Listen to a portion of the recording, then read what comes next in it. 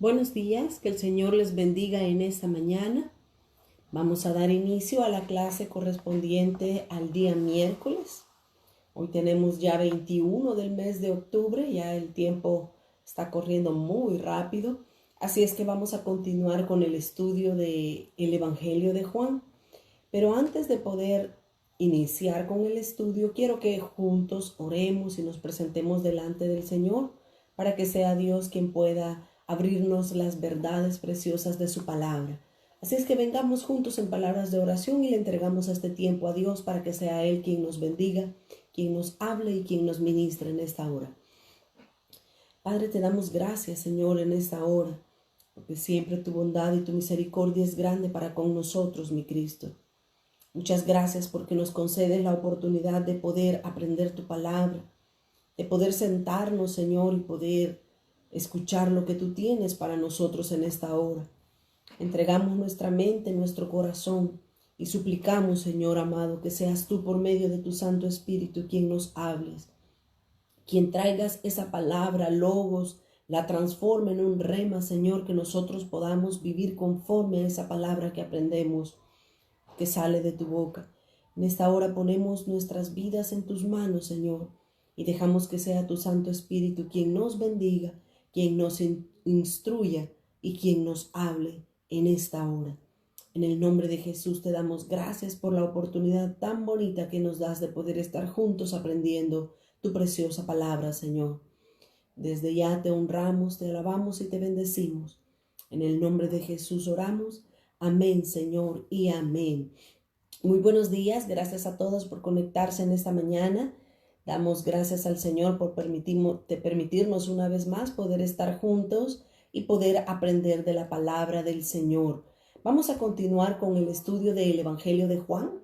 Ya tenemos, creo que esta es la tercera clase de estar estudiando el Evangelio de Juan. Realmente hay muchas cosas preciosas en este Evangelio que necesitamos aprender y que dejemos que el Señor nos hable por medio de su Santo Espíritu.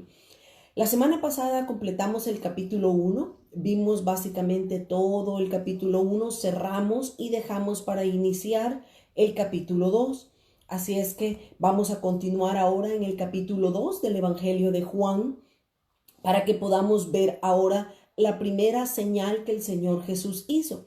Hablamos la semana pasada que el capítulo 1, desde los versículos 19 en adelante, era la primera semana que daba inicio lo que era el ministerio público del Señor Jesús. Jesús fue bautizado por Juan el Bautista, estuvimos viendo todo eso la clase pasada. Pero ahora en el capítulo 2 vamos a ver ya el primer milagro que el Señor Jesús hizo en su vida como el Hijo de Dios, mostrándose públicamente al mundo, al pueblo de Israel en ese momento. Iniciemos por favor el Evangelio de Juan capítulo 2 y vamos a leer en el versículo 1. Dice: al tercer día hicieron unas bodas en Caná de Galilea y estaba ahí la madre de Jesús. Voy a quedarme un ratito acá para explicar lo que estaba sucediendo acá, aunque realmente todos nosotros ya conocemos el capítulo 2 que habla acerca de lo que son el primer milagro que el Señor Jesús realizó.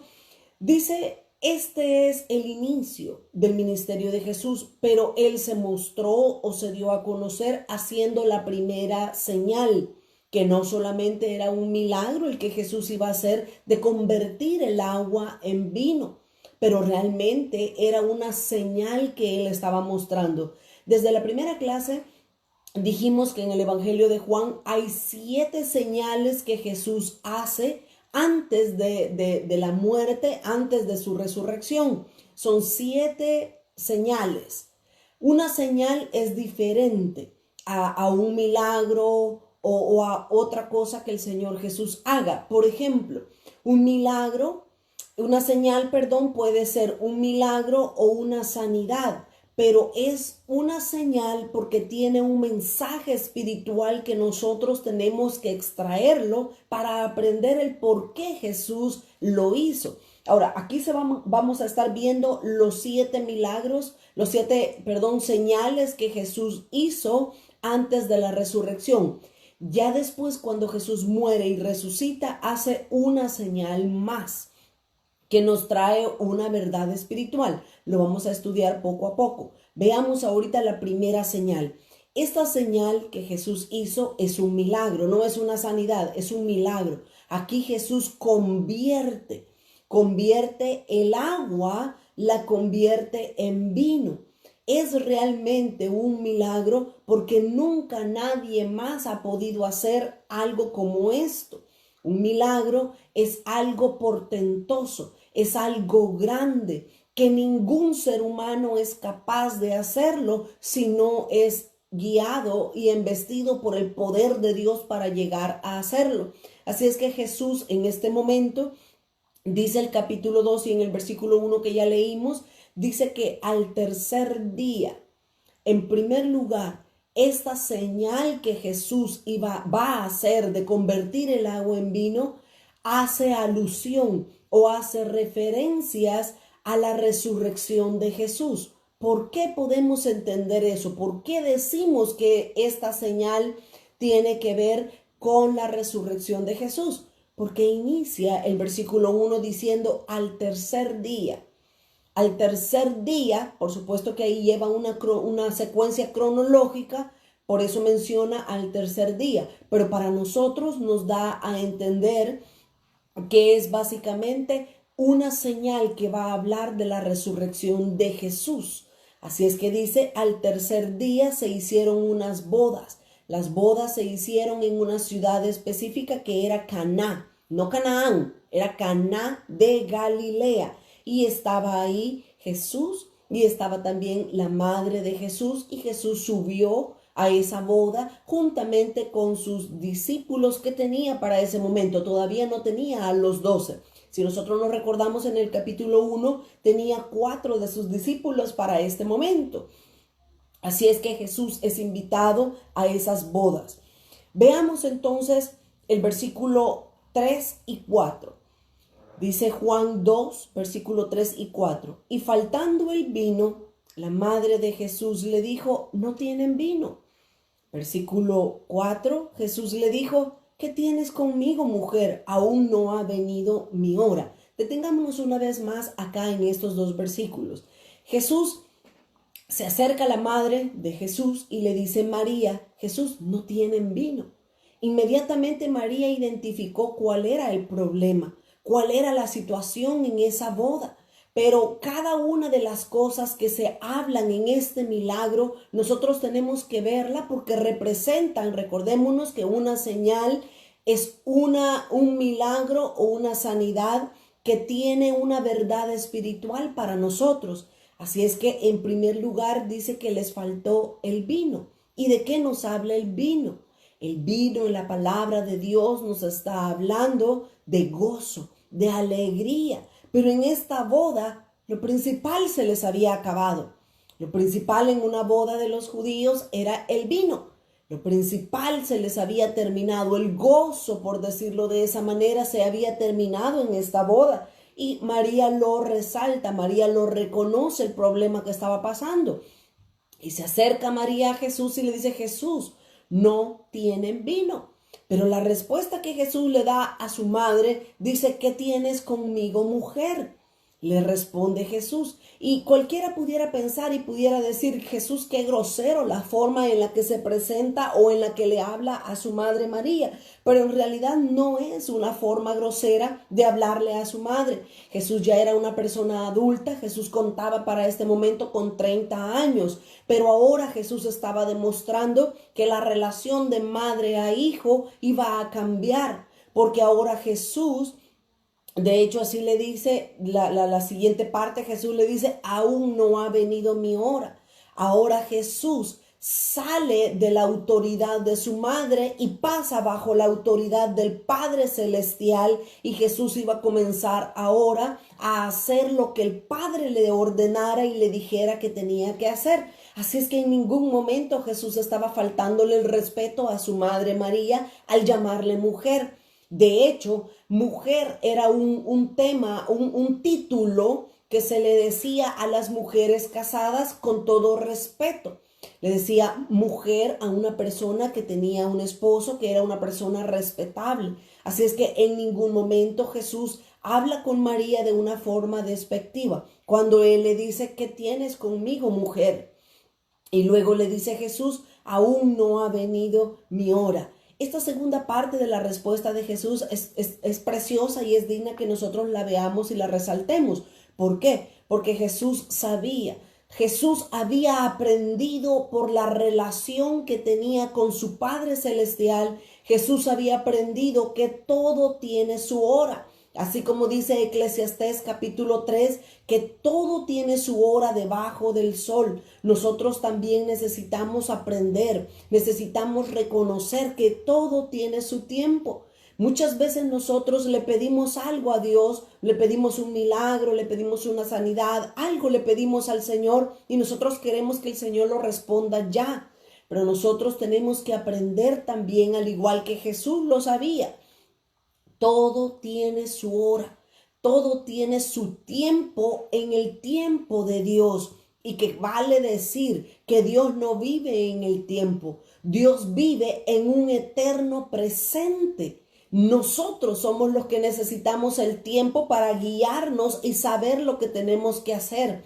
Cada uno de nosotros tiene un horario y se levanta a tal hora hago tal cosa, a la otra hago otro y uno se programa con el tiempo. Dios no es así. Dios vive en un eterno presente. Así es que cuando Dios nos responde, cuando Dios nos dice, sí, yo voy a hacer lo que tú me estás pidiendo en oración, sea un milagro, sea una sanidad, sea lo que sea que nosotros le pidamos a Dios, Dios tiene un tiempo para respondernos. Probablemente ahí es donde nosotros discrepamos con el Señor. Porque nosotros le decimos al Señor, Señor, quiero paciencia y la quiero ya.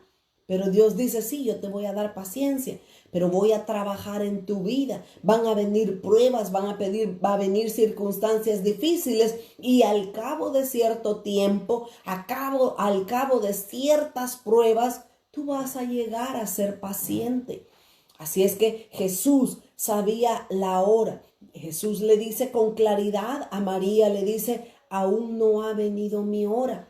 Pero Jesús no estaba hablando de la hora de presentarse al milagro que iba a hacer de convertir el agua en vino.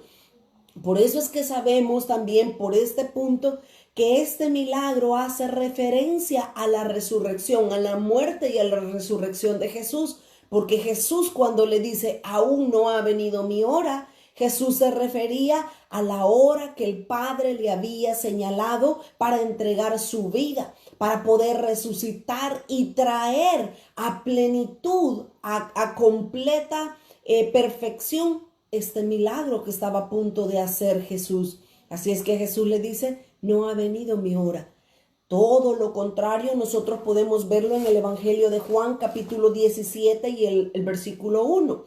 Juan 17:1, este capítulo 17 se escribió la última noche que el Señor Jesús estaba vivo sobre esta tierra.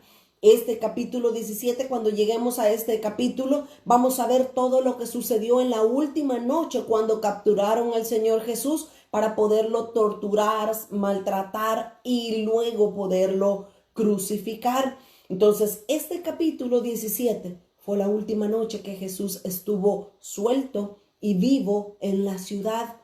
Dice el capítulo 17 y en el versículo 1, estas cosas habló Jesús y levantando los ojos al cielo, dice, Padre, la hora ha llegado. Si nosotros notamos, ahora Jesús sí estaba seguro.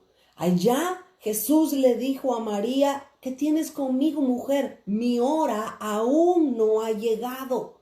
Porque Jesús no hablaba de la hora del milagro. Jesús hablaba de la hora de su muerte, de su resurrección. Pero ahora en el capítulo 17, con toda seguridad, Jesús dice, Padre, la hora ha llegado. Glorifica a tu Hijo para que también tu Hijo te glorifique a ti. Así es que vemos nosotros cómo el capítulo 2 del Evangelio de Juan, cómo nos hace una señal, una referencia a la muerte, a la resurrección de Jesús. Jesús le dijo: ¿qué tienes conmigo, mujer? Porque mi hora aún no ha llegado todavía. Qué precioso, ¿verdad? Así es que ya estamos viendo varios acontecimientos, varias verdades que estamos aprendiendo de este milagro. En primer lugar, dice que este milagro sucedió al tercer día, haciendo referencia al día de la resurrección de Jesús. Jesús resucitó al tercer día. Todos nosotros sabemos eso. En segundo lugar, el vino, dijimos, el vino nos habla de gozo. Y el vino se les había terminado en esta boda. En tercer lugar, estamos aprendiendo y estamos viendo cómo Jesús sabía la hora en la que él había de entregarse para ser sacrificado por los romanos, por los judíos, para ser sacrificado como el Cordero de Dios, como el Cordero que quita el pecado del mundo. Avancemos, regresemos al Evangelio de Juan capítulo 2. En el capítulo 2 ahora vamos a leer desde el versículo 5 y vamos a leer hasta el versículo 6, 5 y 6. Dice: y su madre dijo a los que servían: haced todo lo que él os dijere. Aquí una vez más vemos cómo María reconoce la autoridad que ahora Jesús tenía. María humildemente y amablemente, ella se quita de posición de madre, no para perderlo, ¿verdad?, sino que para no decirle qué es lo que tiene que hacer. María reconoce ahora la autoridad que Jesús tiene y reconoce ahora la relación que hay entre Jesús y el Padre Celestial. Así es que María dice: haced todo lo que Él les diga. Qué precioso saber aprender a reconocer autoridades. Eso es hermoso. Casi me atrevo a decir que es un don de Dios. Cuando una persona reconoce autoridad, es fácilmente de ser enseñado y moldeado por Dios. Valga decir aquí, mis hermanos, que todos nosotros debemos de aprender a reconocer las autoridades que Dios ha puesto sobre nosotros. Fijémonos el orden en la palabra de Dios. Dios el Padre está por encima de todo y de todos los seres humanos. Pero luego Dios ha puesto autoridades civiles, autoridades religiosas, autoridades en lo natural. Dios ha puesto las autoridades, así dice Romanos capítulo 12, que todas las autoridades que han sido puestas por Dios, y nosotros necesitamos reconocerlas y someternos a ellos. Así es que María ahora reconoce la autoridad que Jesús tenía. Pero luego en el versículo 6 dice: y estaban ahí 6 tinajas de piedra para agua, conforme al rito de la purificación de los judíos, en cada una de las cuales cabían 2 o 3 cántaros. Vamos despacito con este versículo 6, porque es bien importante todas las verdades que están en este versículo 6. Veamos, en primer lugar, dice que habían 6 tinajas. Veamos en primer lugar más verdades espirituales en esta señal, en esta primera señal que Jesús hizo. En primer lugar, dice que habían 6 tinajas de piedra.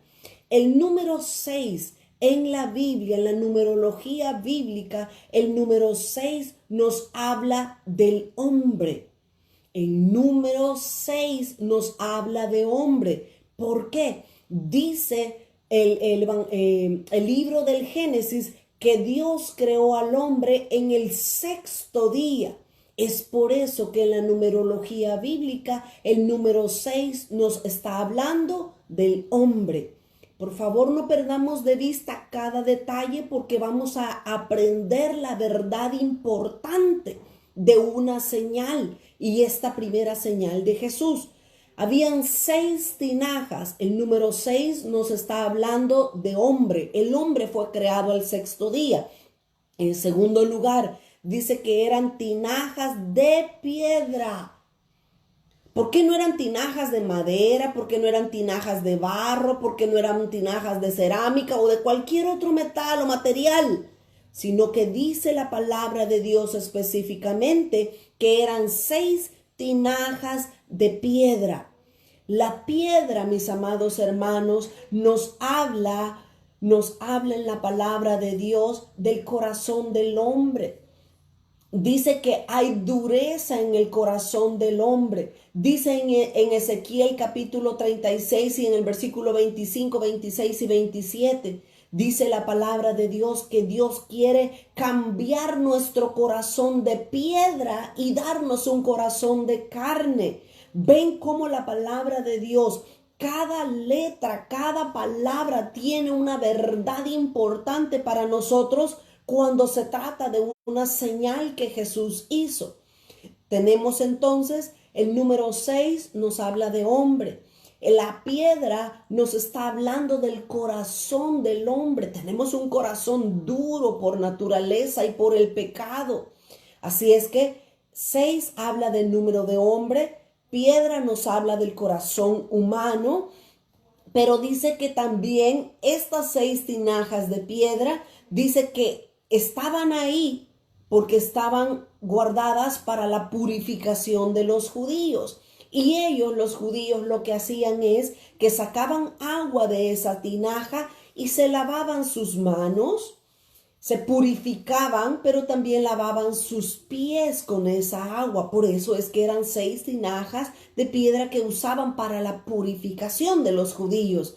Luego después dice que en esas tinajas cabían aproximadamente 2 o 3 cántaros de agua. ¿De qué nos está hablando 2 o 3?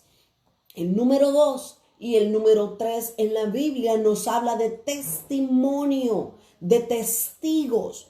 Básicamente, dice la palabra de Dios, por boca de 2 o 3 testigos debes hacer constar un asunto, le dijo Dios a Moisés con respecto al pueblo de Israel cuando trajeran una queja, por boca de 2 o 3 testigos. Así es que el número 2 y el número 3 en la Biblia nos hablan de un testigo fiel.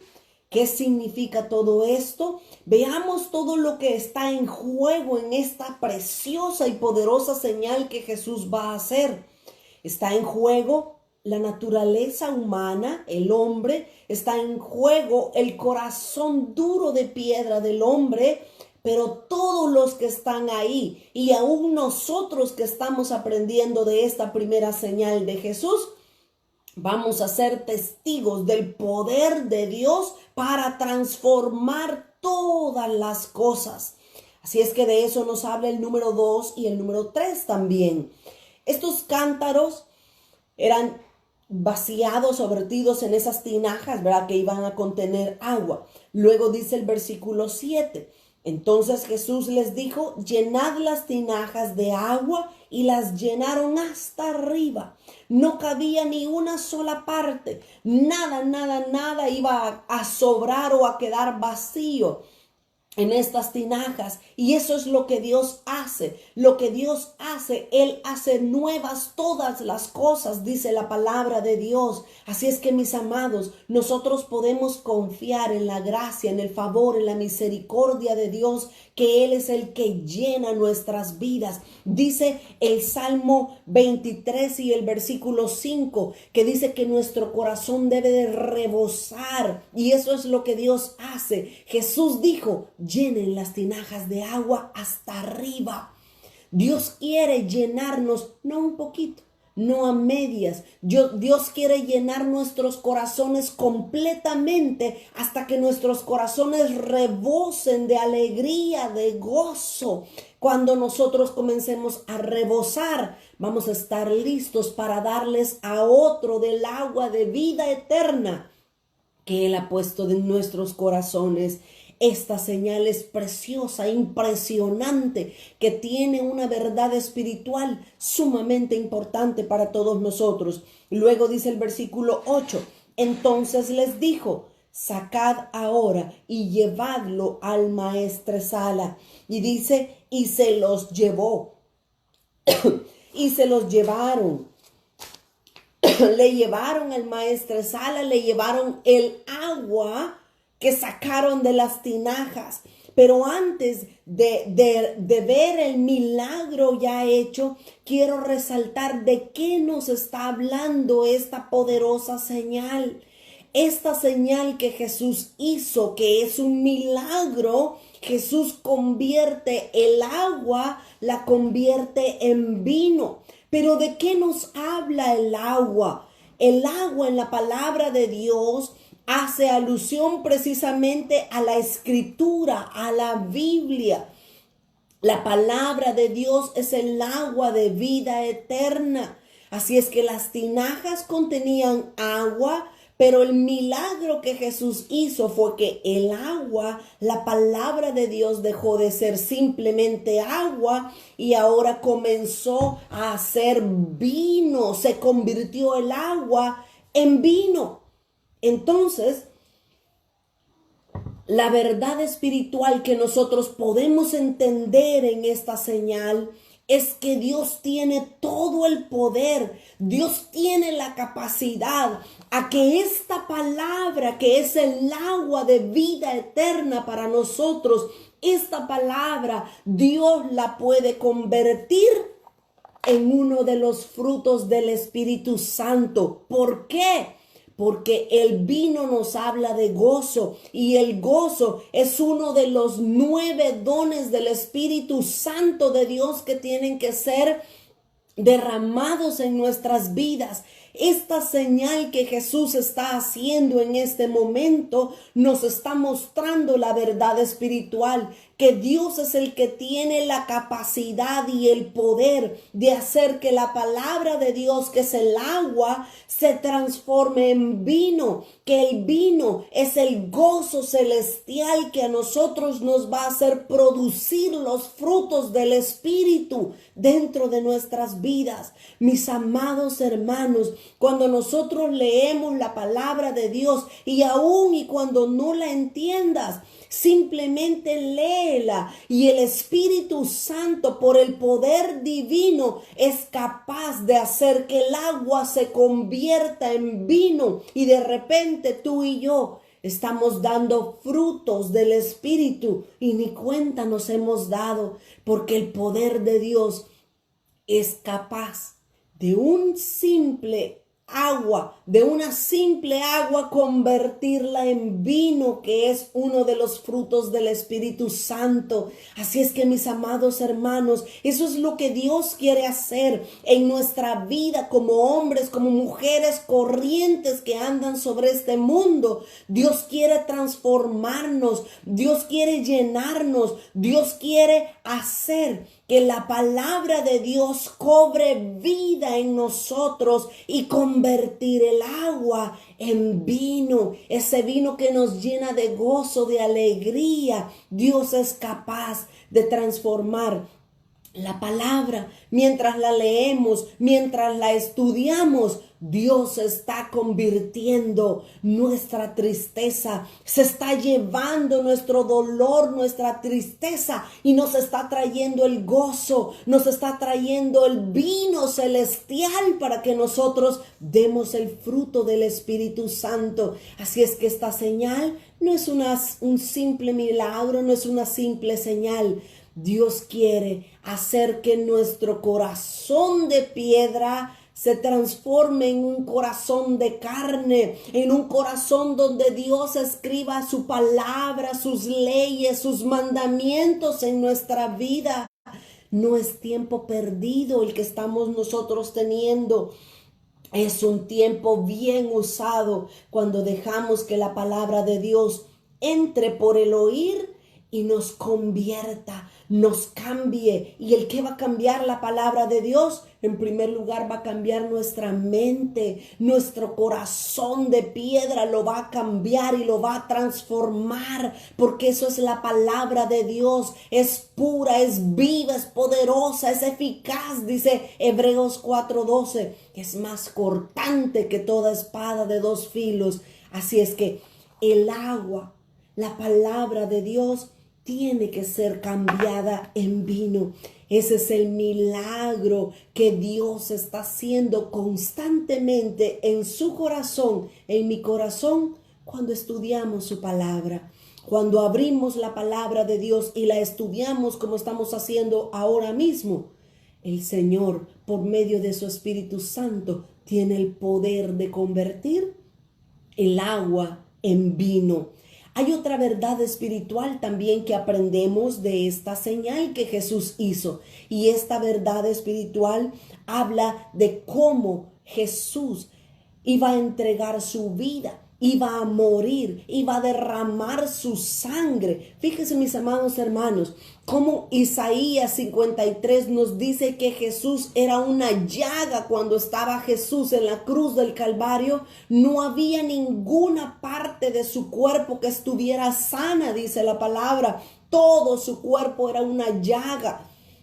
Jesús estaba en la cruz y esa sangre que Él estaba brotando, que Él estaba vertiendo, esa sangre es la que nos limpia a nosotros de nuestros pecados. Esa sangre que Jesús derramó en la cruz del Calvario tiene la capacidad de perdonarnos, de limpiarnos, de sanarnos, de justificarnos, de ponernos en un lugar de honor en el cielo. La sangre que Cristo derramó se convierte también en este vino. Cuando Jesús estaba en la cruz del Calvario, ya voy a decir por qué la sangre de Jesús se convierte en vino. Cuando Jesús estaba en la cruz del Calvario, dice que el soldado romano traspasó con una lanza, traspasó el costado de Jesús y brotó de él sangre y agua. El agua que está hablando acá se convierte en sangre, en la preciosa y poderosa sangre de Cristo, que es capaz de cubrir pecados y de sanar toda enfermedad. Cuando nosotros tomamos la Santa Cena, es eso precisamente lo que estamos haciendo. Dice la palabra de Dios que nosotros tomamos el vino, tomamos la copa de vino, y esa copa es la sangre de Jesús que fue derramada en la cruz del Calvario. Este milagro de que Jesús convierte el agua en vino también nos está hablando acerca del poder de la sangre de Jesús. Nosotros levantamos la copa, ingerimos el vino que es figura de la sangre de Jesús, y cuando tomamos ese vino, la vida de Cristo está naciendo en nosotros. El gozo de Cristo está saliendo de dentro de nosotros porque hemos tomado, hemos metido dentro de nosotros esa poderosa sangre. Así es que imagínese todo lo que esta primera señal que Jesús hizo en su ministerio representa de una manera espiritual para nosotros. Representa el poder de Dios, que Dios tiene para transformar su palabra en vino, en gozo, en uno de los frutos del Espíritu. Pero también nos habla del poder de la Santa Cena. Es por eso que debemos de tener mucho cuidado. El apóstol Pablo nos enseña y nos dice, cuando vamos a tomar la Santa Cena, no lo hagamos de una manera indolente. Tenemos que examinarnos, porque si alguno está en pecado, dice el apóstol Pablo, y toma la cena del Señor, el vino y el pan, y lo toma, y no ha pedido perdón por los pecados, dice que esa sangre causa estragos, causa problemas internamente y espiritualmente en una persona. Es por eso que tenemos que discernir, tenemos que examinarnos nosotros cuando vamos a tomar la Santa Cena, porque es algo simbólico, muy simbólico y muy delicado, mis amados. Nadie que esté en pecado puede tomar la Santa Cena del Señor, a menos que en ese momento pida perdón, se arrepienta y se vuelva de su pecado. Entonces puede tomar la Santa Cena y no va a haber mayor problema espiritual en su vida. Así es que todo esto nos habla este precioso milagro que Jesús estaba haciendo de convertir el agua en vino. Leamos entonces ahora el versículo 9 y 10. Dice, cuando el maestresala probó el agua hecha vino, sin saber él de dónde era, aunque lo sabían los sirvientes que habían sacado el agua, llamó al esposo. El maestresala era el encargado, era el que estaba a cargo de que todo en la fiesta, en esa boda, funcionara de la manera correcta. Así es que dice que llamó al esposo cuando probó ese vino. Y dice el versículo 10, y le dijo: todo hombre sirve primero el buen vino, y cuando ya han bebido mucho, entonces sirve el inferior. Mas tú, le dice, mas tú has reservado el buen vino hasta ahora. Me voy a detener un momentito en estos dos versículos nuevamente. ¿Sabe por qué? Porque aquí hay otra verdad. Es que este capítulo 2, estos primeros 11 versículos del capítulo 2, tienen en esta señal, tienen tantas verdades hermosas y espirituales que necesitamos sentarnos y comenzar a cada una a extraerla y disfrutarla, saborearla, que es lo que Dios ha dejado en su palabra. Ahora, en estos dos versículos se nos muestra otra verdad espiritual, lo que Jesús va a hacer en los tiempos finales, en los tiempos postreros. El maestresala dijo: wow, tú has hecho algo que ningún otro esposo, que ninguna otra boda ha hecho. ¿Y qué he hecho?, dijo el esposo sin saber qué estaba pasando. Tú has reservado el mejor vino para el final. Y mire la lección y el mensaje espiritual que Jesús nos quiere dejar a nosotros. Lo mismo, el Señor aquí estaba sentando un precedente de algo que va a suceder en los tiempos en los que Dios nos está permitiendo vivir a nosotros. Quiero leer dos escrituras más para que veamos cómo comprobamos este milagro que está a punto de suceder en nuestros días. Dice Ageo capítulo 2 y el versículo 6 al 9. Ageo capítulo 2. Voy a leer nada más el versículo 9. Bueno, no, sí voy a leer desde el versículo 10 para que veamos el contexto en lo que va a suceder. Ageo capítulo 2, versículo 6. Ageo está antes de Zacarías. Ageo 2 y el versículo 6 dice: porque así ha dicho Jehová de los ejércitos, de aquí a poco yo haré temblar los cielos y la tierra, y el mar y la tierra seca. Miren si no es eso lo que está comenzando ya a hacer el Señor en nuestros días. Dios ahorita está comenzando a remover todas aquellas cosas que puedan ser removidas. Y dice: de aquí a poco yo voy a hacer todo eso. Pero dice el versículo 7, y haré temblar a todas las naciones. ¿Acaso no es eso lo que el Señor está haciendo? Mire, con esto de la pandemia, aquí sin nada que de conspiración y que de que un virus que fue hecho en un laboratorio y que de que fue China y que fue no sé quién. No, aquí el Señor es el que ha permitido que todo esto suceda para mostrarle a todas las naciones que es Él el que tiene el control. No es Estados Unidos, no es Rusia, no es ningún país del mundo. Solo Dios tiene el poder de tener todo el control en su mano. Así es que dice el Señor: he aquí yo haré temblar a las naciones. Mire si no es eso lo que está sucediendo ahorita.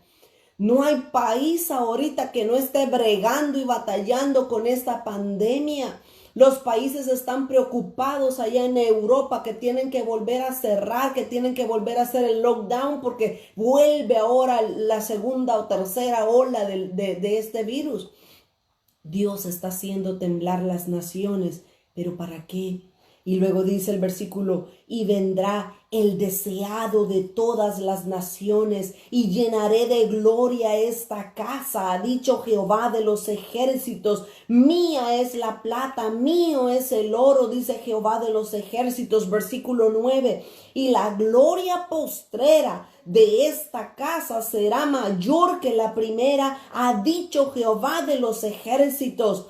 Y daré paz en este lugar, dice Jehová. Eso es lo que está hablando el milagro que Jesús hizo. El maestresala estaba reconociendo en la boda y estaba diciendo: tú has guardado el mejor vino para el final. Eso es el milagro que el Señor Jesús va a hacer en nuestros días. Jesús está diciendo: la gloria postrera va a ser mayor que la primera. Todavía una escritura más. Dice Joel capítulo 2 y el versículo 28, oigan, y después de estos días, derramaré mi espíritu, dice el Señor, sobre toda carne, y profetizarán vuestros hijos, vuestras hijas, vuestros ancianos soñarán sueños, y vuestros jóvenes verán visiones, y también sobre los siervos y sobre las siervas derramaré mi espíritu en aquellos días. Mis amados hermanos, lo que está a punto de suceder es la gloria de Dios. El avivamiento postrero, el avivamiento final está a punto de derramarse. No en mi iglesia, no en una iglesia, no en dos iglesias, no en aquella iglesia. La gloria de Dios va a derramarse sobre todas las naciones, porque el mundo tiene que ver la gloria de Dios derramándose sobre su iglesia. Y la iglesia de Dios no es un nombre en particular. La iglesia de Dios es universal. La gloria de Dios está a punto de derramarse sobre todas las naciones. Y nosotros debemos ser parte de ese avivamiento que Dios va a traer. La gloria postrera, por favor no olvide este mensaje. La gloria postrera va a ser mayor que la primera. ¿Y a qué se refiere ese versículo? Se refiere en el día de Pentecostés, en Hechos capítulo 2. Usted se recuerda que Jesús ya había muerto. Una vez más, estamos haciendo alusión, estamos asociando este milagro de la conversión del agua en vino, lo estamos asociando con la resurrección, muerte y resurrección del Señor Jesús. ¿Por qué? Porque dice que la gloria postrera, la gloria que va a ser derramada en nuestros días y sobre nosotros, esa gloria va a ser mayor que la gloria que se derramó en la iglesia primitiva. ¿Cuándo fue eso? Jesús muere, Jesús resucita. Jesús pasa ciertos días con sus discípulos caminando y hablándole ya resucitado. Luego Jesús va al monte de los olivos y el Señor Jesús asciende, es levantado al cielo Jesús y hay ángeles que están en medio de la multitud que vio a Jesús subir. Eso lo dice Hechos capítulo 2, versículo capítulo 1 y capítulo 2. Y dicen, los ángeles les dijeron, así como veis a Jesús subir, lo vieron, todos lo vieron, que él subió al cielo. Y allá se quedó con el Padre. Y les dicen los ángeles, así como han visto al Hijo del Hombre subir, así lo van a ver que descienda también. Y esto sucedió en el monte de los olivos. Y dice el profeta Zacarías, si no me equivoco, dice Zacarías que así como Jesús subió en el monte de los olivos, también él va a descender, va a poner sus pies sobre el monte de los olivos y tanta gloria traerá que el monte se va a partir en dos, dice la profecía, dice la palabra de Dios. Ahora, la primera unción que recibió la iglesia fue después que Jesús subió. Dice que Jesús les dijo, vayan al aposento alto, quédense encerrados y esperen la promesa del Padre. Así es que dice que ellos fueron, estuvieron allá. Y mire, este milagro, esto que sucedió en el día de Pentecostés también es preciosísimo y hay tantas cosas que aprender de ahí. Dice que habían aproximadamente como 500 personas al principio allí en el aposento alto. Pero como todo ser humano de repente, ay no, ya se tardó, ay la promesa del Padre nunca vino. Y poco a poco dice que comenzaron a salirse del aposento alto hasta que quedaron nada más sus discípulos con unas pocas personas más. quedaron ahí hasta que 10 días después dice que la promesa del Padre descendió sobre los que estaban en el aposento alto. ¿Y cuál es la promesa del Padre? El derramamiento del Espíritu Santo. Dice como un viento recio entró en esa casa y dice que todos los que estaban ahí fueron llenos del Espíritu Santo y comenzaron a hablar en otras lenguas de fuego, dice la palabra. Ese derramamiento del Espíritu de Dios fue hermoso y sorprendente. Duró tantos años, duró varios años ese derramamiento del Espíritu Santo, que la sombra de Pedro sanaba, dice. Cuando Pedro pasaba, su sombra sanaba a los que estaban enfermos. Dice que Pedro y los apóstoles ponían las manos sobre la ropa de las personas enfermas y cuando llevaban esas ropas, se las ponían y dice que los cuerpos eran sanados. Si ese primer derramamiento de la gloria de Dios, si esa venida del Espíritu Santo sobre la iglesia primitiva fue gloriosa, ¿cuánto más va a ser glorioso el derramamiento del Espíritu de Dios en nuestros días? Mis amados hermanos, yo no tengo palabras para expresar o para decir la gloria de Dios que está por derramarse sobre la iglesia. Joel decía, vuestros ancianos soñarán sueños, vuestros jóvenes hablarán nuevas lenguas. Va a haber un gozo, una alegría, porque el vino nuevo va a ser derramado sobre la iglesia. Eso es lo que estamos esperando, la gloria de Dios sobre su iglesia. ¿Estás preparado para esa gloria? ¿Estás preparado para hablar la palabra de Dios con poder, con autoridad? ¿Te recuerdas lo que hacían los discípulos cuando, ahora apóstoles, ¿verdad? ¿Te recuerdas cuando la gloria del Señor vino sobre ellos? Dice que Pedro se paró y comenzó a hablar un poderoso mensaje que 3,000 personas se convirtieron. Mis amados hermanos, ¿estás listo para recibir 3,000 personas en tu iglesia? ¿Estás listo para recibir a todos esos cristianos recién nacidos que van a nacer, valga la redundancia? ¿Estás dispuesto a entregar tu tiempo, a renunciar a tu trabajo por cuidar y encargarte de la obra de Dios? La gloria postrera será mayor que la primera.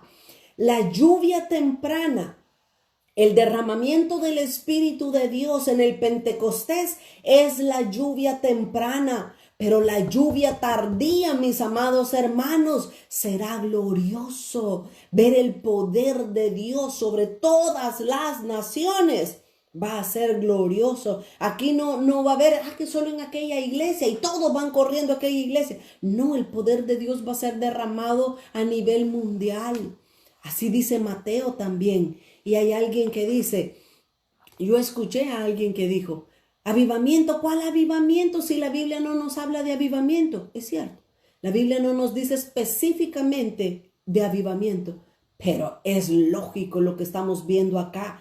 Regresando al milagro, a la primera señal que Jesús hizo, dice que el maestresala probó y vio que el vino que se estaba dando al final de la boda era mejor vino que el que se había dado al principio. Mis amados hermanos, dice la palabra de Dios que cosas que ojo no vio, que oído no oyó, son las que Dios tiene preparado para los que le aman. Iglesia de Dios, prepárate, llénate de la palabra, llénate de agua para que cuando Cristo una vez más convierta el agua en vino, tú puedas darle a otros de beber. Acuérdate, en una boda no habían 2 personas, en una boda habían muchas personas y estaba ahí todos siendo saciados con el gozo, con el vino.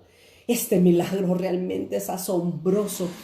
Nos muestra verdades espirituales que necesitamos entenderlas para prepararnos, para vivir. Mis hermanos, estudia la palabra de Dios, llénate de la palabra de Dios, pero no para ser cabezón de conocimiento. Estudia la palabra de Dios para vivir en lo que la palabra de Dios nos enseña. Mientras más conocemos de Cristo, más humildes deberíamos de ser. Mientras más nos llenamos de su palabra, más contritos deberíamos de estar en nuestro espíritu y decirle: ay, Señor, no soy como esta palabra, ayúdame a ser como esa palabra.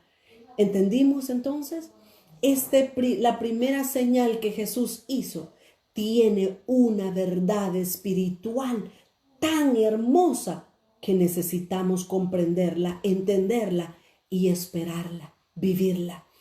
Ahorita la iglesia está como estas mujeres embarazadas. La iglesia está preñada, está a punto de dar a luz la gloria de Dios. Eso es lo que dice Romanos capítulo 8. Dice que la creación misma fue sujeta a vanidad y la creación está guardando la manifestación, esperando la manifestación gloriosa de los hijos de Dios. Pero para eso tenemos que prepararnos. Mire, si no conocemos la palabra de Dios, ¿cómo vamos a poder enseñarles a otros? ¿Cómo vamos a poder darles agua de beber a otros si ni siquiera nosotros conocemos la Escritura? Mis amados, no es hora de estar jugando a iglesia. No es hora de estar jugando a que yo tengo el templo más grande, a que yo tengo la más cantidad. Ahorita no es hora de estar creyendo que todo Houston para Cristo. No, ahorita es hora de estarnos llenando, es hora de prepararnos, es hora de recibir palabra fresca, pura, verdadera de Dios. Acuérdese que el apóstol Pedro decía: desead como niños recién nacidos la leche espiritual no adulterada. Tenga cuidado, porque también hay leche adulterada. Hay algo que no es leche y no le va a nutrir. Necesitamos beber el agua de la palabra de Dios. Y en el momento que Cristo diga, esa agua va a ser transformada en vino.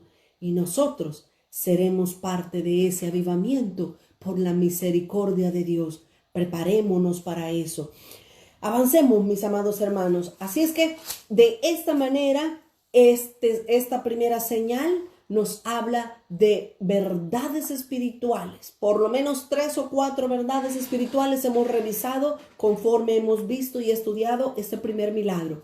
Regresamos al Evangelio de Juan, capítulo 2, y ahora leamos el versículo 11. Dice el versículo 11: este principio, principio de señales hizo Jesús en Caná de Galilea y manifestó su gloria y sus discípulos creyeron en él. De esa manera Jesús inició su ministerio terrenal. Qué manera de iniciar el ministerio, ¿verdad? Qué manera de mostrarse a sus discípulos y a las personas. Qué manera de hacer este precioso milagro. Pero solo lo hizo en Caná de Galilea, en un lugar pequeño. Pero la gloria del Señor iba a comenzar a correr por todas las demás ciudades y aldeas que estaban alrededor. Avancemos, leamos ahora versículo 13. Desde el versículo 13 hasta el 17, ahí se nos habla de otro suceso muy diferente a esta primera señal. Ahora, este pasaje, estoy en Juan capítulo 2, desde el versículo 13 hasta el versículo 17, se nos va a hablar de la primera limpieza que el Señor Jesús hizo. Recordémonos, este es el principio de las señales que Jesús hizo en su ministerio público. Pero dice ahora el versículo 13, dice: estaba cerca la Pascua de los judíos y subió Jesús a Jerusalén. Déjeme quedarme un momentito en este versículo 13, porque aquí tenemos algo también importante que aprender. En el Evangelio de Juan, mis amados hermanos, hay 4 Pascuas que se ven claramente. Y esto es importante, ¿sabe por qué? Porque cuando nosotros vemos estas 4 Pascuas, acuérdese que la Pascua se celebraba en cierta fecha específica, aproximadamente entre marzo y abril de nuestro calendario, que para los judíos es el primer mes del año. La Pascua se celebraba en la misma fecha. todos los años. En el Evangelio de Juan, nosotros claramente podemos ver 4 Pascuas. Por eso es que al Evangelio de Juan y a las 4 Pascuas que muestra el Evangelio, tiene un nombre específico. Se le conoce como la tetrapascua, porque son 4, tetrapascua, o se le conoce también con el nombre de teoría tetrapascual. Ahora, de esa manera nosotros podemos, tomando en cuenta cada una de las Pascuas, podemos medir el tiempo en el que Jesús ministró. Entonces, yo voy a mencionarle las 4 Pascuas que se ven registradas en el Evangelio de Juan. ¿Por qué esto es importante? Porque el Señor Jesús, como Juan el Bautista lo mencionó en el capítulo 1, dijimos que cuando Juan el Bautista vio a Jesús venir, Juan levantó su mano y dijo: he aquí, el Cordero de Dios que quita el pecado del mundo. Jesús es el sacrificio perfecto que el Padre escogió para que una vez sea hecho el sacrificio, todos los demás puedan ser perdonados de sus pecados. Dice la palabra de Dios: el sacrificio de Cristo es único y suficiente para perdonar todos los pecados. ¿Ok? Entonces, la Pascua, si ustedes se recuerdan, la Pascua se tomaba un cordero, se tenía por 4 días, luego inspeccionándolo, luego después era sacrificado y ellos tenían que comer el cordero pascual. Y si ustedes se recuerdan, la sangre del cordero se iba a poner sobre los dinteles de las puertas, alrededor de la puerta iban a poner la sangre. Por eso se celebraba la Pascua. Ahora, aquí en el Evangelio de Juan, esto no se mira en los otros 3 evangelios, los evangelios sinópticos, solamente se mira en el Evangelio de Juan. Y eso nos muestra el orden. Ahora, la primera Pascua fue acá. Jesús dice, estoy en el versículo 13 de Juan capítulo 2 y el versículo 13 dice: estaba cerca la Pascua de los judíos. Esa es la primera Pascua. Luego, en el ministerio de Jesús, si ustedes se recuerdan, Jesús ministró 3 años y medio. Así es que en el primer año, Jesús vio o inició su ministerio cerca de la primera Pascua. Luego, en su segundo año, la segunda Pascua. Luego, en su tercer año de ministerio, la tercera Pascua. Pero Jesús ministró 3 años y medio. Entonces, cuando iba a hacerse la cuarta Pascua, Jesús lo agarraron, lo crucificaron exactamente en la cuarta Pascua, mostrando de esa manera que Jesús es el Cordero, es el sacrificio perfecto que el Padre escogió para perdón de nuestros pecados. Allí estoy relacionando y hablando Levíticos, las fiestas, ¿verdad? La Pascua, lo que se hacía con la Pascua. Jesús es nuestra Pascua, así lo dice el apóstol Pablo también en Primera de Corintios. Les voy a mencionar las otras 3 Pascuas. Son 4 Pascuas las que se ven en el Evangelio de Juan. Por eso se le conoce con el nombre de tetrapascua o teoría tetrapascual. La primera Pascua está acá, en Juan 2:13. Dice: estaba cerca la Pascua de los judíos y Jesús subió a Jerusalén a celebrar la Pascua, por supuesto, a celebrar la fiesta, ¿verdad? Es la primera Pascua. La segunda Pascua está en Juan 5:1. Anótelas, ahorita no la podemos leer por el tiempo, ¿verdad? Pero usted en Juan capítulo 5 y en el versículo 1, usted va a ver ahí que dice la fiesta de los judíos, no dice Pascua. Pero cuando se habla de la fiesta de los judíos, todos los teólogos y los estudiosos de la Biblia concuerdan que se refiere a la Pascua. Entonces, Juan 5:1 está la segunda Pascua, que se le llama como la fiesta de los judíos. La tercera Pascua está en el 6:4, Juan 6:4. Ahí dice claramente la Pascua, la fiesta de la Pascua, dice. En el 6:4 dice: cuando Jesús alzó los ojos y vio que había venido la tercera, dice, ¿de dónde? Quiero ver. Oh, wow, creo que tengo. No, sí, el versículo 4, que yo estaba leyendo el 5. Juan 6:4, y estaba cerca la Pascua, la fiesta de los judíos. Esa es la tercera Pascua, 6:4. Y la cuarta Pascua se ve en el capítulo 12. En el capítulo 12 y en el versículo 1. En Juan 12:1 dice: 6 días antes de la Pascua vino Jesús a Betania.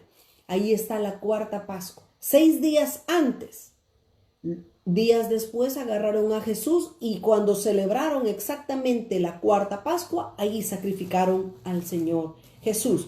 Ahí están las 4 Pascuas que se encuentran en el Evangelio de Juan. Lo repito una vez más: 2:13, la primera Pascua; 5:1, la segunda Pascua; 6:4, la tercera Pascua; y 12:1 está la cuarta Pascua. Así es que cuando nosotros estudiamos todas estas Pascuas y las comparamos con los evangelios sinópticos, Mateo, Marcos y Lucas, nosotros ahí podemos ver la secuencia cronológica del ministerio de Jesús y podemos concluir incluso hasta el día exacto en que Jesús murió, en que Jesús lo crucificaron en la cruz. Todo eso lo estudiamos cuando vimos la vida de Cristo, si se recuerdan los estudiantes. Ahí dijimos el día exacto en el que Jesús murió, la hora exacta, porque la Biblia nos lo enseña. Todo eso se aprende. Por eso necesitamos estudiar, ¿verdad? Ok, avancemos. Estoy en el Evangelio de Juan, capítulo 2 y el versículo 4. Versículo 14. Voy a leer desde el 14 hasta el 17. Y halló en el templo a los que vendían bueyes, ovejas y palomas, y a los cambistas ahí sentados. Mira nada más, como dice, ¿verdad? Y haciendo un azote de cuerdas, echó fuera del templo a todos, y las ovejas y los bueyes, y esparció las monedas de los cambistas y volcó las mesas. Y dijo a los que vendían palomas: Jesús dijo: quitad de aquí esto, y no hagáis de la casa de mi Padre casa de mercado.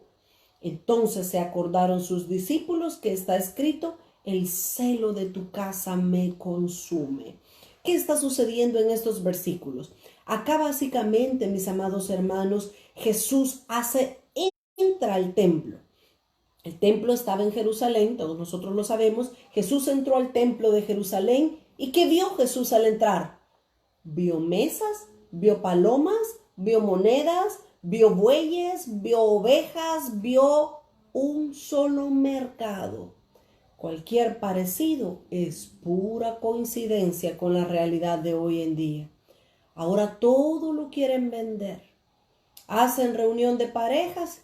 Le quiere regalar flores a su esposa. Le vendemos las flores, le vendemos la foto, le vendemos esto, le vendemos pupusa, le vendemos...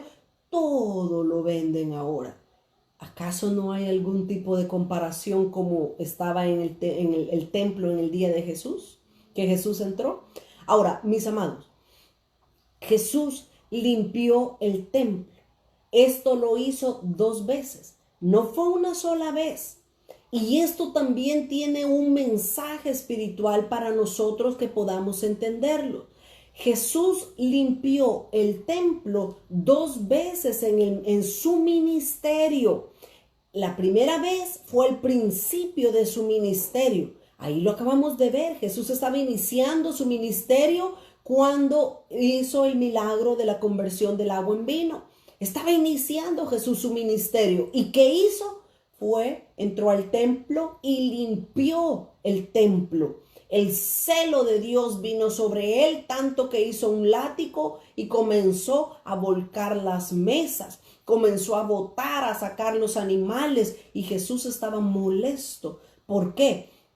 Fíjense lo que se habían inventado en esos días.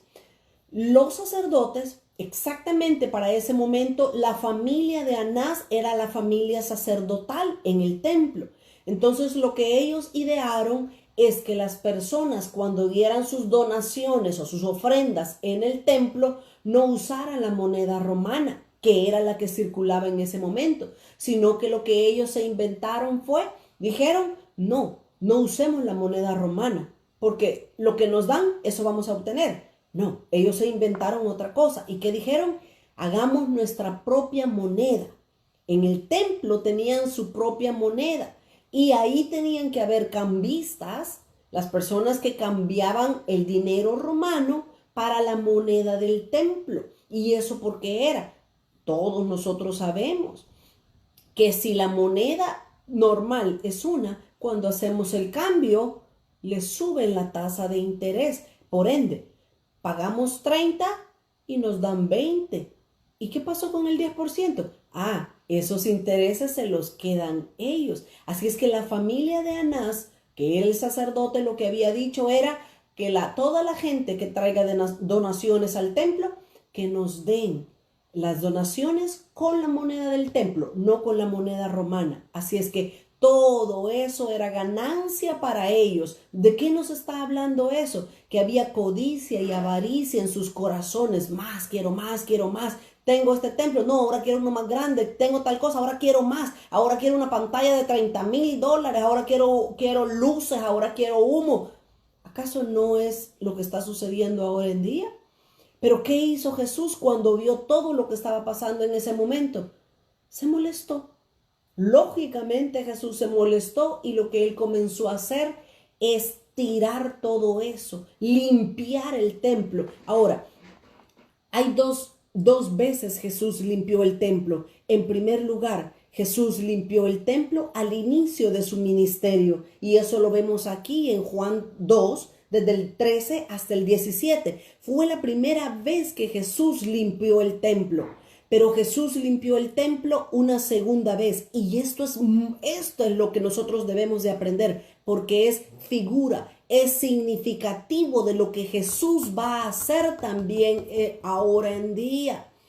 Ahora, así es, el templo es un lugar no para ir a negociar, no para te vendo y me vendes, te doy y ahora yo vendo esto y yo vendo lo otro. El templo es para ir a adorar y para ir a encontrarse con el Señor. Ahora, Jesús limpió el templo al principio de su ministerio, pero Jesús limpió el templo también al final de su ministerio. Vaya por favor conmigo a Mateo capítulo 21 y el versículo 12. Mateo 21, 12. Y mire si no es figura de lo que Dios va a hacer también en nuestros días. Mateo 21, versículos 12 y 13. Mateo 21, 12 y 13 dice: y entró Jesús en el templo de Dios y echó fuera a todos los que vendían y compraban en el templo y volcó las mesas de los cambistas y las sillas de los que vendían palomas y les dijo: escrito está, mi casa, casa de oración será llamada, mas vosotros la habéis hecho cueva de ladrones. Ahora, alguien me podría decir, pero eso es lo mismo que pasó en Juan. No, porque en el Evangelio de Juan la secuencia que traemos es el principio del ministerio de Jesús. Pero si usted ve el contexto del capítulo 21 de Mateo, dice que Jesús acababa de hacer la entrada triunfal en Jerusalén. Y cuando Jesús hizo la entrada triunfal, ¿se acuerdan que vino sentado sobre un pollino, hijo de asna, que le tendieron las palmeras? ¿Cuándo hizo Jesús eso? Al final de su ministerio, que todos le gritaban y le decían: Hosana, Hosana, al hijo de David, bendito el que viene en el nombre de Dios. Eso fue justo, había sido la entrada triunfal y justo después fue que Jesús entró por segunda vez al templo y lo limpió. Así es que claramente nosotros podemos ver que no es la misma ocasión. Hay una pregunta, déjenme leer la pregunta. Entonces, si hacen ventas para la obra de Dios, ¿no está bien delante de Dios? Mire, aquí hay mucho que decir. Déjenme darles nada más mi punto de vista. De ahí, cada quien es libre de hacer lo que quiera. Desde mi punto de vista, según lo que la palabra de Dios nos enseña, no es correcto. ¿Por qué? Si es para la obra de Dios. Es que miren, mis amados hermanos, la Biblia nos dice, la Biblia nos enseña en repetidas ocasiones que cuando la obra de Dios se va a hacer, Dios es el que provee para hacer la obra. Pero por supuesto, Si no es Dios el que lo ha llamado a construir un templo de miles y miles de dólares, por supuesto que tiene que estarle diciendo a la gente, traiga y deme y mire que para la pro templo y que para no sé qué. Ahora, también la palabra de Dios nos enseña, cuando se iba a levantar el tabernáculo de Moisés, que dice que la palabra de Dios que sucedió, dice que Dios puso en el corazón de las personas que llevaran ofrendas para que construyeran el tabernáculo de Moisés, tanto que llegó el punto, eso lo vimos cuando estudiamos el tabernáculo de Moisés, tanto que llegó el punto donde Moisés dijo, no, ya no traigan más, ya tenemos bastante para hacer el templo. Así es que si Dios nos manda a hacer la obra, Dios nos va a proveer. Por supuesto que nos va a usar a nosotros, pero no de la manera como se hace ahora en día. Dios le va a poner en el corazón a 2, 3, 4, a varias personas y ellos voluntariamente van a traer, mire, yo he visto hoy que quieren hacer esto, aquí está, yo le doy esta ofrenda. Pero no necesitamos estar haciendo ventas y negocios y todo tipo de cosas, ¿me entienden? Ahora, cada quien es libre de hacer lo que quiera. Yo no estoy diciendo que los que hacen ventas pro templo está mal. No me malinterprete. Les di mi punto de vista y lo que yo veo en la escritura. Cada quien puede hacer lo que quiera. Solo que tengamos el cuidado de no caer en lo que ellos habían caído. ¿Y qué es? Llegar a la iglesia solamente a negociar, a estar y que todo lo vende y que, ¿me entienden? Dios es Jehová Jireh. Dios es el que provee.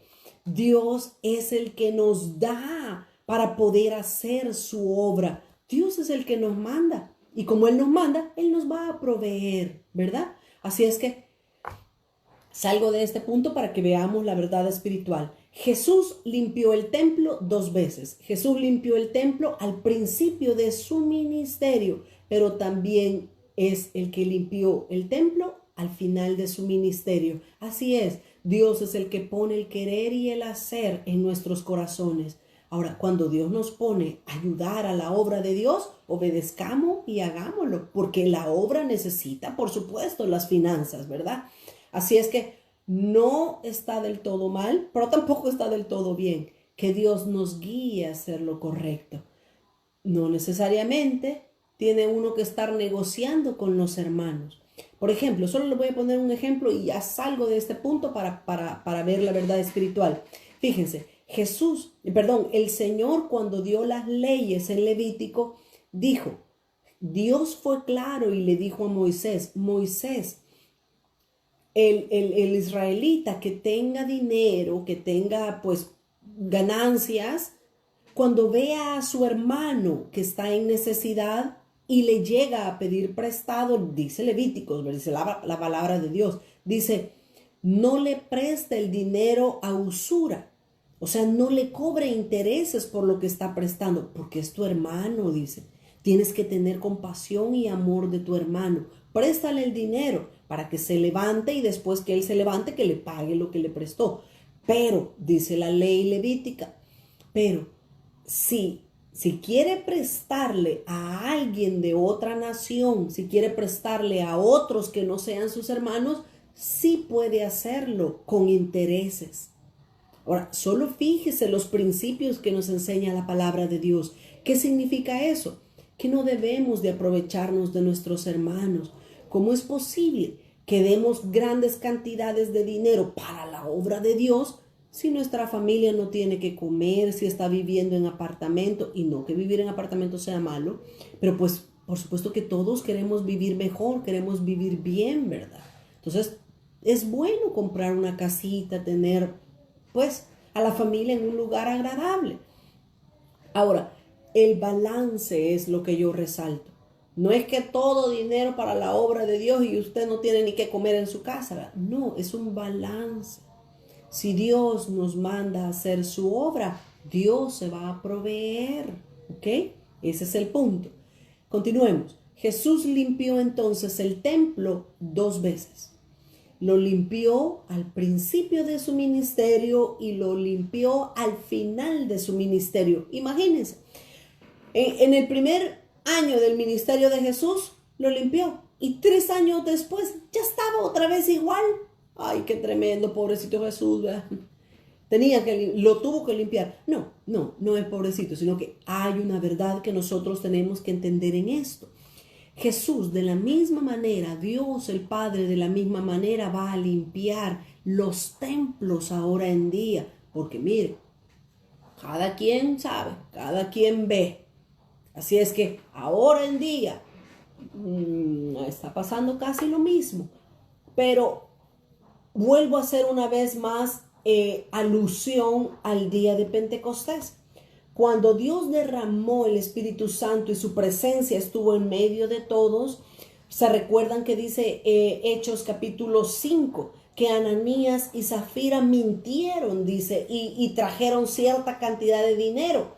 Dice, ellos como pareja, como esposos se pusieron de acuerdo.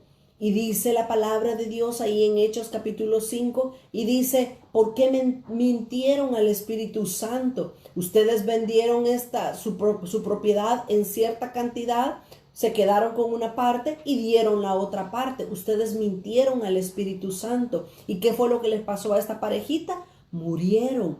Los dos murieron instantáneamente. ¿Qué estaba pasando en ese momento? Dice también ahí la palabra del Señor que dice que cayó temor en toda la iglesia. Así es que, ¿quién quería mentirle al Espíritu Santo? Nadie quería decir una mentira porque habían visto lo que le pasó a Ananías y Zafira. Eso que estaba sucediendo nos habla de que Dios estaba depurando la iglesia primitiva también. ¿De qué la estaba depurando o limpiando? De los mentirosos, de los pecadores, de los que querían falsear las cosas. Dios el Padre estaba limpiando la iglesia primitiva. Pero al final, eso fue al inicio de la iglesia, pero al final, en nuestros días también, Dios va a limpiar la iglesia antes de la segunda venida de Cristo. La iglesia tiene que ser limpia de todos los cambistas, de las mesas con dinero, de todos los negocios que se hacen. Todo tiene que ser depurado, tiene que ser limpiado por el Señor una vez más. La ira santa, el celo de Dios va a caer una vez más sobre la iglesia para ser limpia. La iglesia necesita ahora en día ser limpia de tanto negocio, ser limpia de doctrina falsa, de doctrina mezclada, de doctrina impura.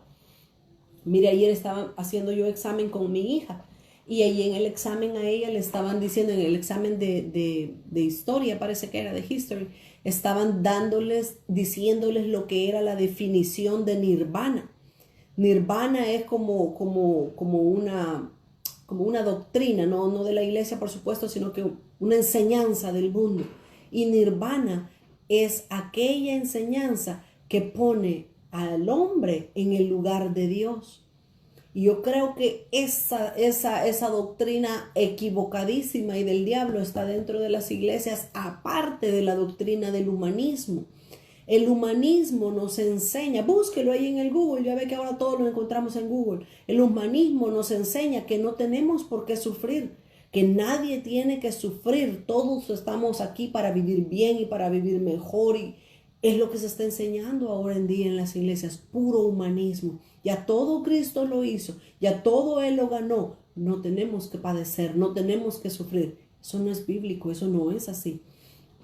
Así es que el tiempo se me está terminando y necesito avanzar, por lo menos cerrar este capítulo, el capítulo 2.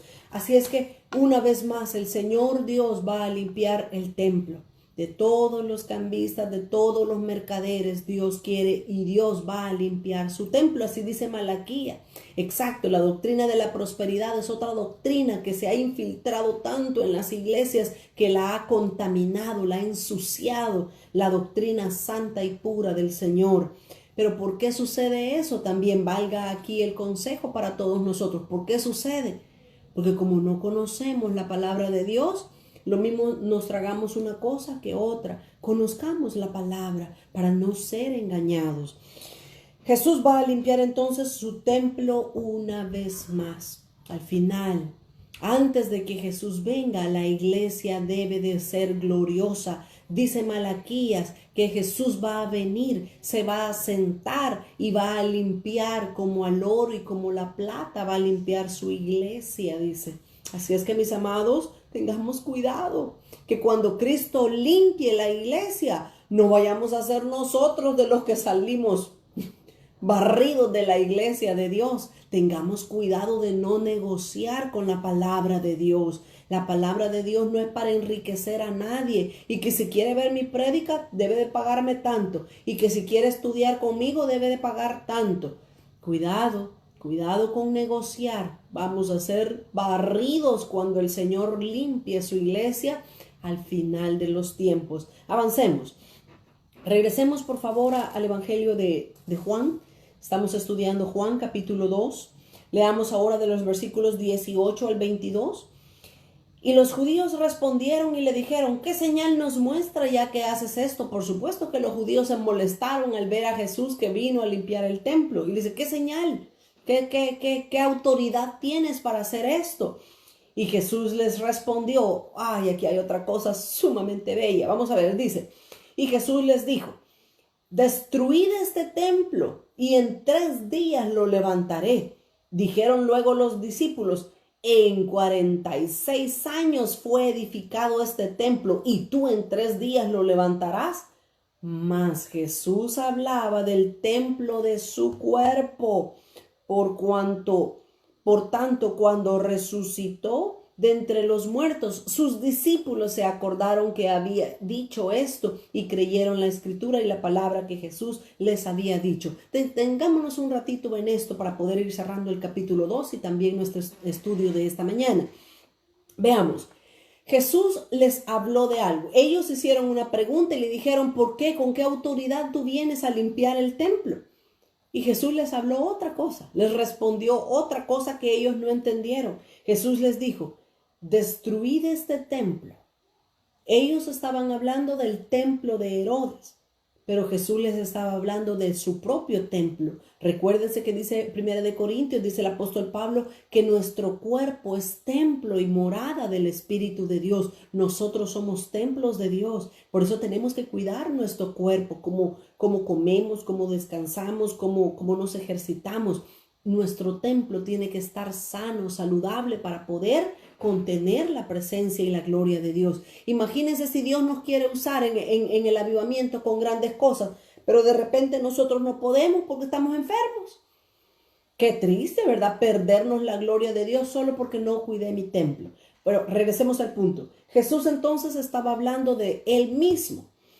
Y Jesús dice: ustedes van a destruir, todos ustedes me van a destruir mi templo, pero yo lo voy a edificar, lo voy a levantar en 3 días. ¿De qué está hablando? El número 3, acuérdense que nos está haciendo alusión a la resurrección. Así es que definitivamente Jesús les estaba diciendo: todos ustedes van a destruir mi cuerpo, pero yo lo voy a levantar, yo voy a resucitar. Jesús estaba profetizando ya de su resurrección para todos ellos, pero ellos no entendieron nada de lo que Jesús les decía. Y por eso es que dice el versículo 21 que ellos no entendían. Y Jesús y ellos le dijeron: ¿qué?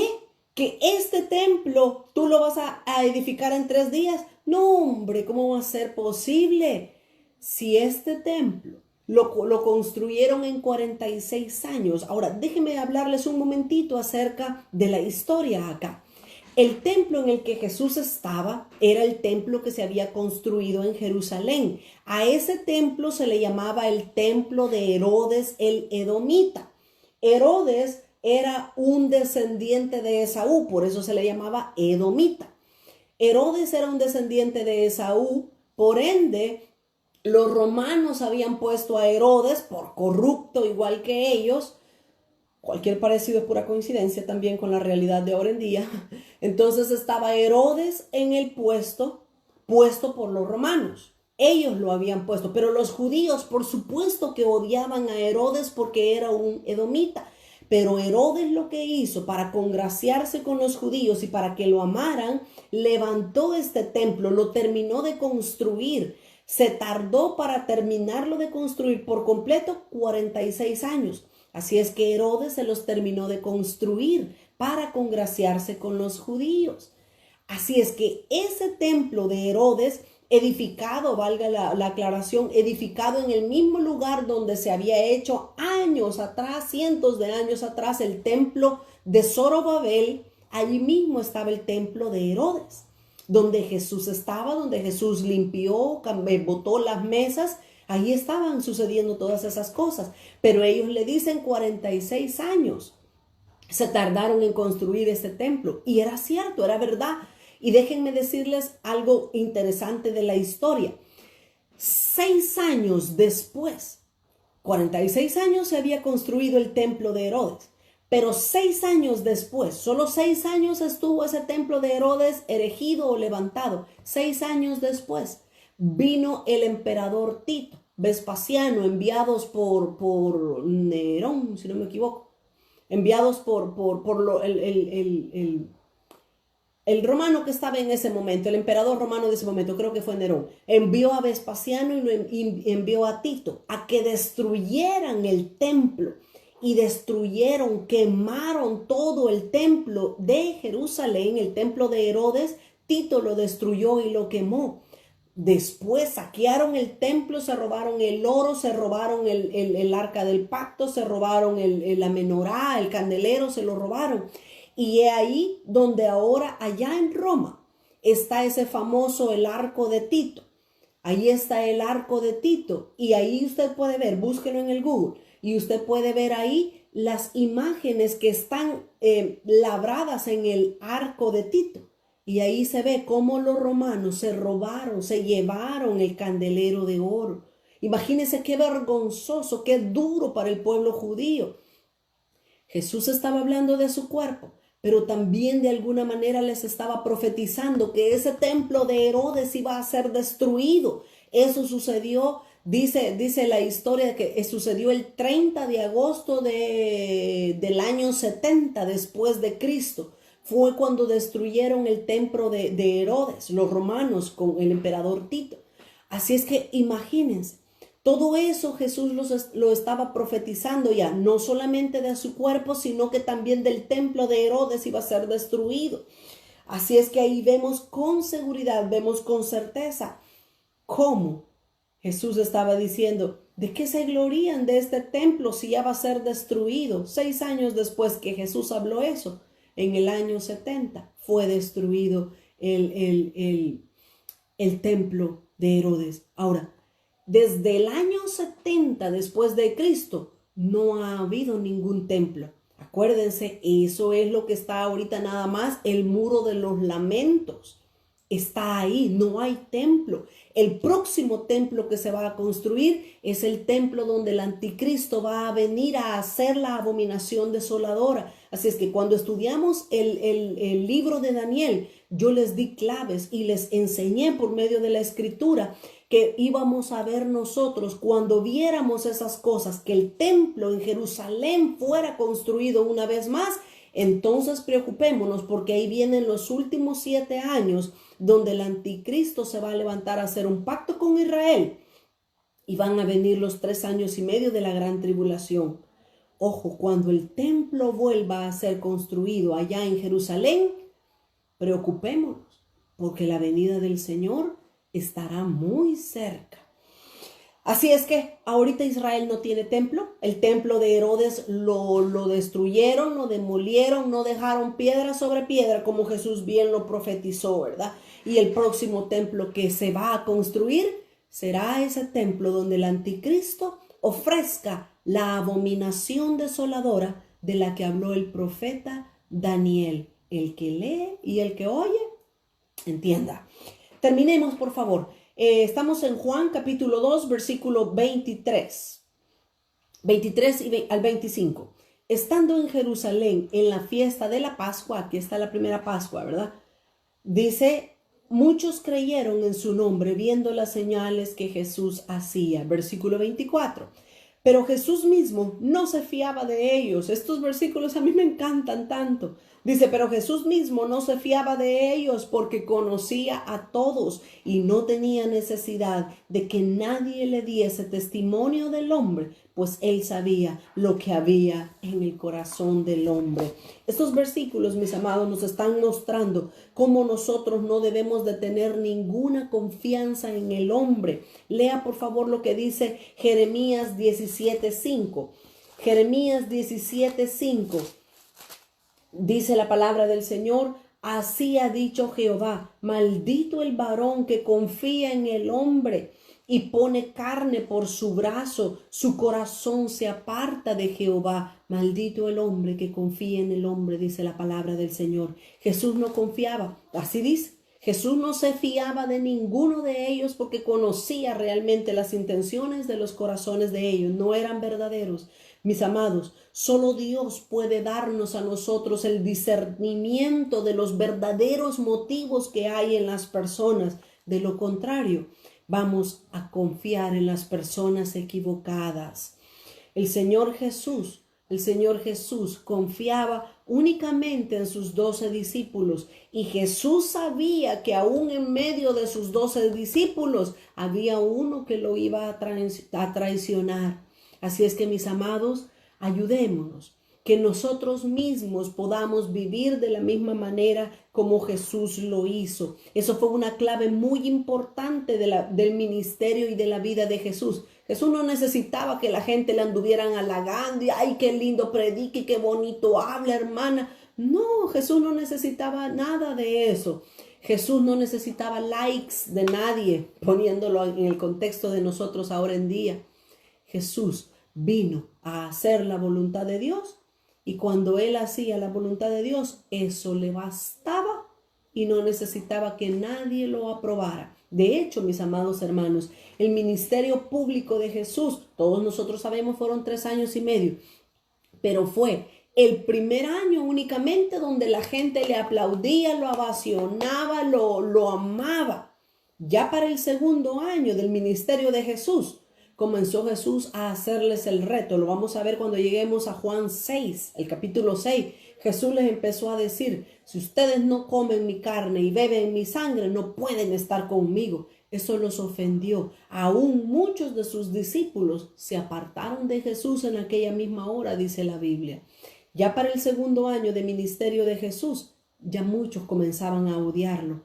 Para el tercer año de ministerio de Jesús, ya todos los religiosos estaban encendidos en furor en contra de Jesús. Casi que solo sus discípulos estaban de parte de Jesús.